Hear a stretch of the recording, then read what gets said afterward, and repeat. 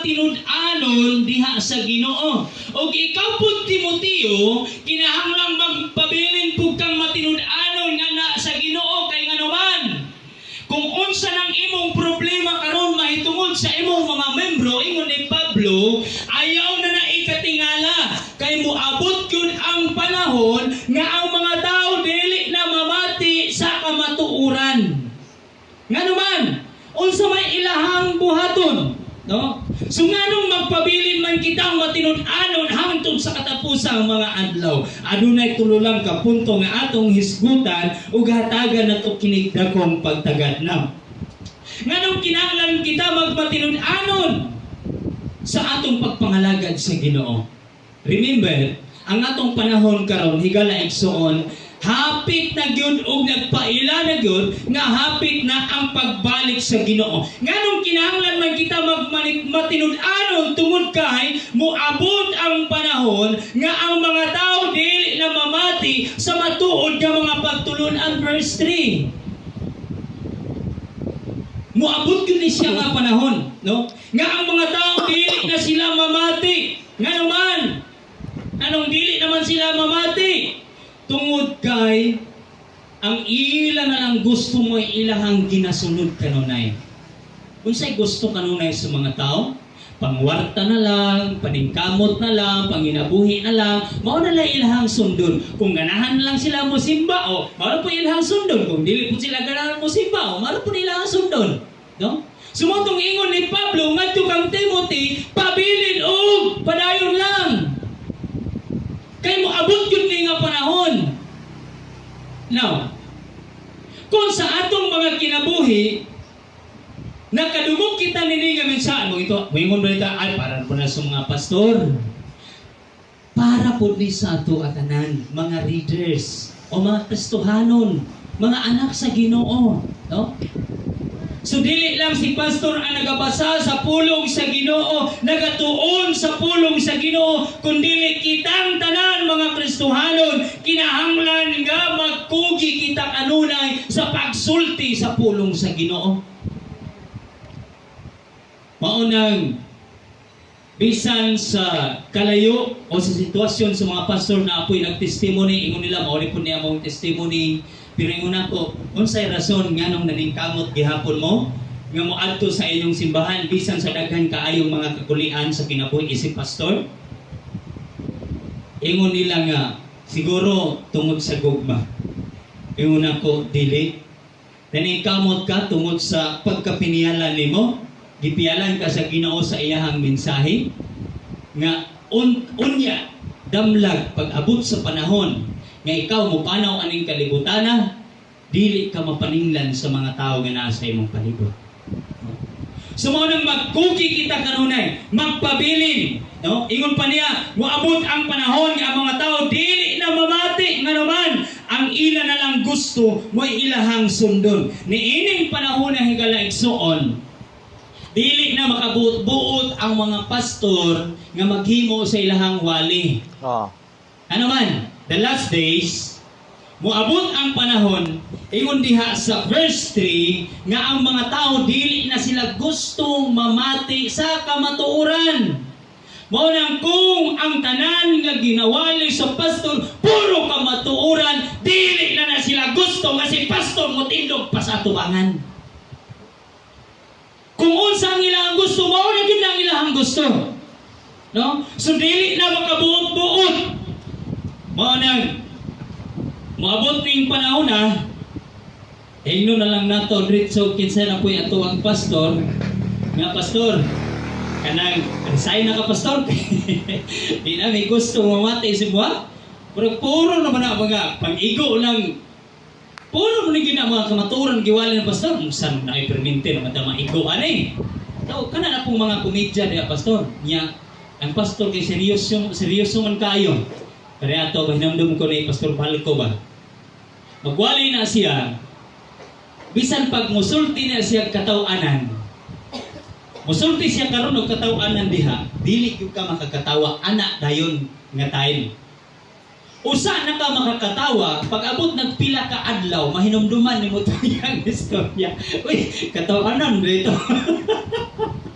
Ano ba? Tungkol sa kaseryoso. Oh. Doon na po yung ban, magwawali nga kanang kuyaw kayo mo jamming. Oh, makakatawa yun ka. Maglurat-lurat yun ang imong mata. Tungod sa iyang ka jamingiro kaayo. No? Singon ana, no. Moabot ang panahon, ikaduha, dari agi kita mahuman. Ikaduha na ta. Moabot ang panahon nga ang mga Kristohanon ingon ni Pablo, moabot yun ang panahon nga ang mga tao magtawag na lang silang dagang mga magtutudlo nga magsulti sa buot nilang madugog. Kaya nga naman atong panahon na action ka-discourage si Timothy.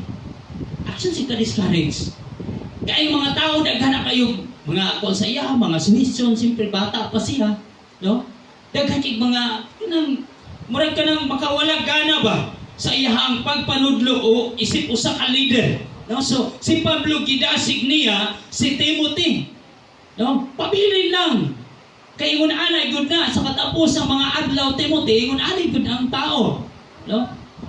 So manang padayon lang, no? So kita karon mga Kristohanon moabot ang panahon nga ang atong palibot, atong mga paryente, atong mga anak dili na ganahan sa tuwa, dili na ganahan nga ato silang ampuan, dili na sila ganahan nga mag-Bible study to sa ilaha.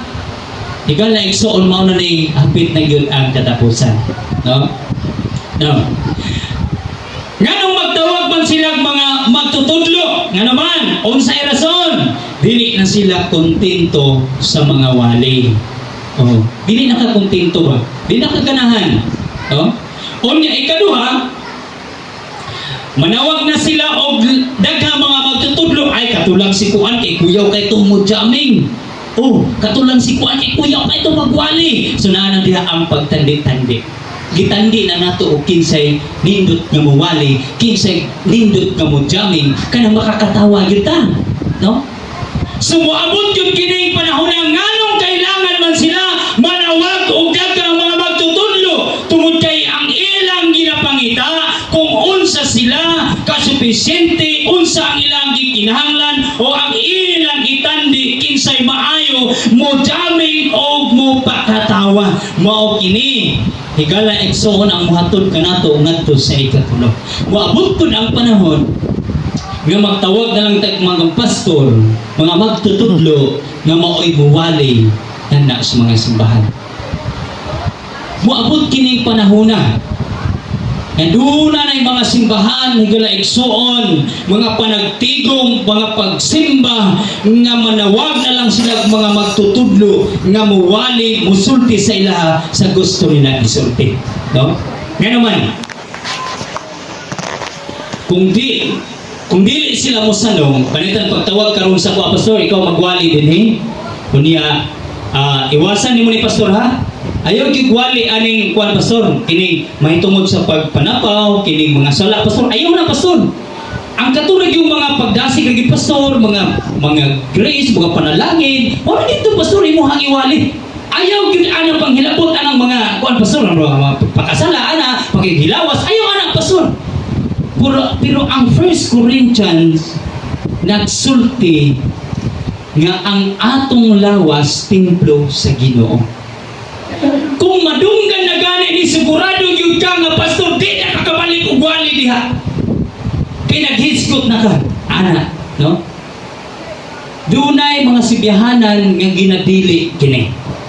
Ginadili ang pagwali nga maghisgot mahitungod sa pagpakasala, mga lawas nun nga mga kaibo. So bawal yung kanila magwali. Ang makawali lang dito katong magwali lang yun sa grasya, panalangin sa Ginoo, mao rin na siya, no? Sumuabot kining mga panahon na. Unya, sa ikatulo, dili na sila mamati sa kamatuoran kundi sa mga tinutumo-tumo na nga mga sugilanon. Nganong dili naman sila mamati sa kamatuoran? Now, nganong dili sila mamati sa kamatuoran? Ingon pa din dili sila gusto matandog ang ilang pagkatao. Nga naman, sa verse 3 o chapter 3 verse 2 hangtod sa 5, makita nato diha nga ang ila na lang panghuna-huna kanunay panguwarta panginabuhi. Wala na sa ilahan ng pagpangalagad, pagmatinud-anon, pagsimba sa Ginoo, wala na. Ilahan na dito ang panginabuhi, na dito ang pagkatikasar, pagkadalo, na dito tanan kompleto na to siya. Pero unsay wala sa ilaha. Ingon sa verse 5 sa chapter 3, chapter 3, 2 Timothy chapter 3, iyon pa niya dito sa verse 5, magpabilin gihapon silang relihiyoso. Oh, relihiyoso gihapon sila. Pero ang nakasayop, wala na kanila ang kamatuoran. Wala na sila magkinabuhi uyon sa kabubuton sa Dios. Muabot yung kining panahon na higala igsoon. Jud unsay tinuod. Amen. Mao na ingon na ang kamatuoran. Ikaduha, nganong mas ganahan man sila sa mga tinumo-tumo nga mga sugilanon. Ngano man? Tungod kay sa verse 3 ug 5, ingon pa niya, magpabilin silang relihiyoso apan gisalikway nila ang matuod nga gahom niini. Pwede kang magpabilin nga relihiyoso, pwedeng magpabilin ang imuhang doktrina, ang imong pagtawag ng Kristohanon ka, ang imuhang kanang titulo ng Kristohanon, pwede yun na siyang magpabilin. Pero, ingon din ni, sa verse 5, nga gisalikway nila ang tinuod nga gahom niini. No? Singon ana, wala o kanang ingon pa niya, pwedeng magpabilin ang pagkareliyoso apan gisalikway ang gahom niini. Now, unsa man ang gahom sa pagkareliyoso? Magkinabuhi diha sa pagkamatarong, wala na sila diha sa kamatuoran. So mauni sila ang mga Kristohanon unya, so maabot ng mga adlaw nga magpili na lang og kinsay gusto nilang pawalihon. Kay dili naman tagkanahan, no? Sa verse 3 ug 4, ingon pa niya diha, para kang kinsa man kini nga mensahe o pahimangno. Kini nga pahimangno o mensahe karon para ni sa mga Kristohanon o para ni kanato karon, aron maandam kita sa pag-abot sa katapusang mga adlaw. Nga naman, aron magpabiling kitang matinud-anon hangtod sa katapusan. Higala igsoon, unsay mas maayo? Unsay mas importante? Ang pag-invite ba sa maayong magwawali?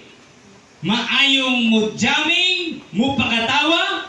O ang pag-aplikar sa mensahe sa giwali? Abi ninyo higala igsoon, kay bisan pag mahurot na nimog pamati o madungog ang tanang mga magwawali sa tibuok nga kalibutan, unya wala nimo gi-apply sa imong kinabuhi ang mga mensahe sa mga wali, wala gihapon kini kapuslanan. Ang importante kalaigsoon, dili pagwapuhay sa nagwali, dili panindutay sa nagwali, dili panindutay sa iya ang mga explanation. Ang importante ang application. Papaano man nimo mapakita nga mauni ang akong nadungog, mauni ang akong nasabtan sa pulong sa Ginoo, pero mismo sa imong kinabuhi dili makita ang tinuod o kamatuoran. Asa nimo gibutang ang pulong sa Ginoo?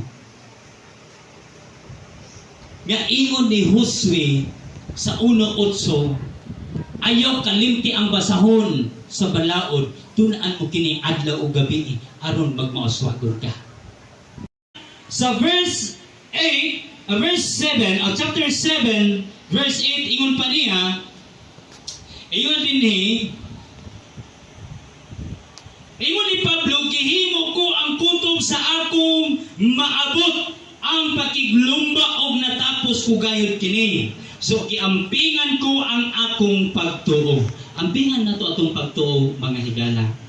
Kining atong pagtuo mao ra gyud ni ang ato ang kanang kalig-on diha sa pagpadayon sa paglakaw ni ining kalibutan.